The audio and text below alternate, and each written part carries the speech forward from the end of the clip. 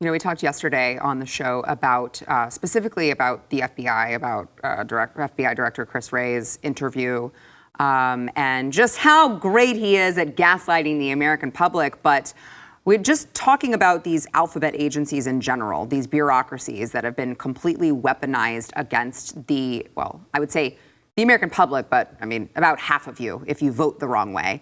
And it's just interesting because they all seem to be expanding at this time. You know, we've got the IRS that, you know, they want 87,000 more agents. And oh, and by the way, they want them to be armed.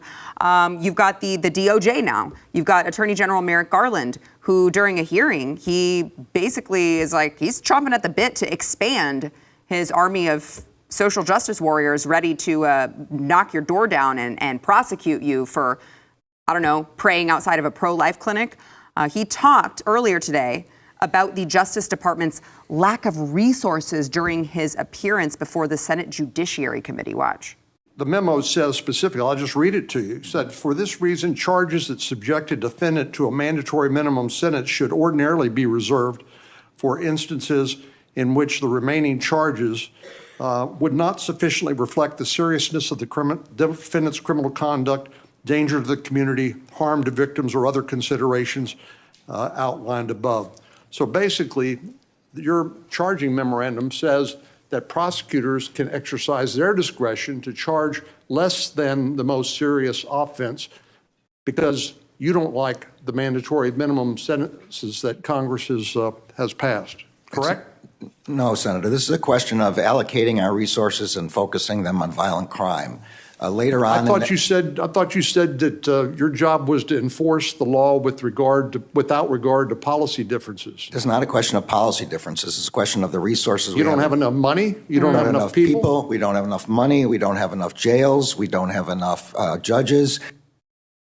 Huh. Okay. So, you know, as John pointed out in the last segment, you have the jails. You're just literally letting people out. You don't want to keep them in the jails. So that's fascinating. Just for perspective here, the Justice Department received $38.7 billion in the $1.7 trillion omnibus spending bill signed by Biden in December. And that was a 10% funding boost overall to their department. So you're telling me that this $38.7 billion is not enough. What we need is more bureaucrats. Yeah. Say that 5 times fast. Yeah, and, you know, at a certain point, if the state is not protecting you from violence, it is de facto like endorsing it, which is what's happening here. And I agree that we do have a over-incarceration problem, but it's not because we have too many people in prison. We have too many people in prison who shouldn't be alive anymore, which is to say, like, seriously, if you're a burden on the public and you're killing people, if you are still alive, I think that's unjust. But moreover, it's just transferring the burden from, okay, you are now, you know, killing people. Well, now you're just going to be a burden on our tax dollars. You're going to be sucking that out of the pockets of American families. And I think that's wrong. And also, I think we misunderstand what crime actually is and the type of person who commits crime. These people aren't like evil. They're like literally stupid. Like the average IQ of a criminal is like in the 70s or 80s. I'd say they could be both. Well, I think that's true, but, you know, we see these videos, for example, on YouTube where there will be some guy and he's murdered like a whole family, and they'll be reading their, you know, victim testimonies, and they'll say, well, how do you think she felt when you, like, killed her in front of her children? And the guy will be like, and people are like, oh, he's so evil. He literally doesn't know. Like, think about what empathy is in a very material sense. It's like our ability to know how we feel and then map somebody else's feelings onto that and create this sort of like mirror. If you're not intelligent, that's more difficult for you to do. And so you don't think about things like the future, things like other people. You literally are only focused on your immediate wants and obstacles to that. And I don't think that these types of people can really conceptualize something like a life sentence. I think that if they just saw on television that people who are behaving like that were getting killed, they would be less apt to commit crimes like that. And that's what we're seeing in El Salvador, but we can pearl clutch and say, oh, they're just evil. They're uncivilized. They're actually more civilized than we are now at this time. So. I'd have to go and fact check that. Oh, they are. Their murder rate now as a country is on track to be lower than a lot of our major cities. Because so you're talking about violent crime and murder, not necessarily other forms of being civilized.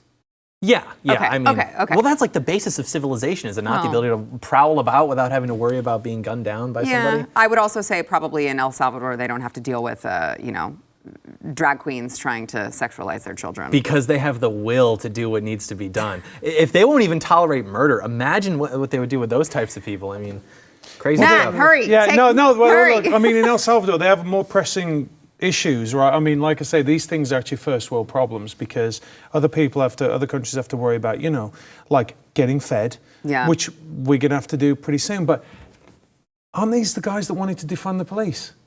Yeah. So isn't this like fund the police now? Well, only fund the federalized police, right? Yeah. To go after like J6 people. Right, to go after grandmas the, waving MAGA. The point is we're all MAGA sitting flags. there now and we're like, these guys, why would I fund you to come after me? Right.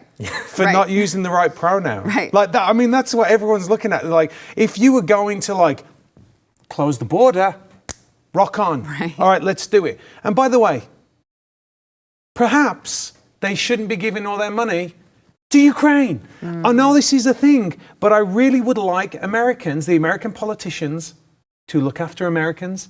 That's asking too much. I know, it's silly. But I mean, I look at them and I'm like, I do not think at any point they really think about protecting us. And so like in California, you could steal up to $1,000 worth of stuff and you can't be prosecuted. So all these other things, it's all ridiculous. It's all kabuki theater. Yeah. And like you said, it's really, what's amazing about what you said there is you said we don't want more bureaucracy. They're not talking about cops on the street that are going out there and actually getting the bad guys, right? And he says, we need more judges. I'm sure you do. Yeah, exactly. I'm sure you do. Yeah. Right? It's all, America is broken. And we've said it from the beginning. It's a holistic approach, all the way from the drag queen story out, all the way through to election, all these things. You have to be engaged. I'm sorry. I know you like going off and doing your thing and having your pizzas and watching Yellowstone, right? But the fact of the matter is you've got to get off your backsides. You've got to go out and do something. You've got to win your local elections. Donating to political causes is not enough anymore. You've got to be out there, and it's going to be uncomfortable. Yeah. But you got to do it. But the Founding Fathers did it. It was real uncomfortable for them. There was a revolution fought for far less than what we are tolerating these days. If you like that clip, there is plenty more where that came from. Click the link in the description below to subscribe to the News and Why It Matters YouTube channel to watch the full episode.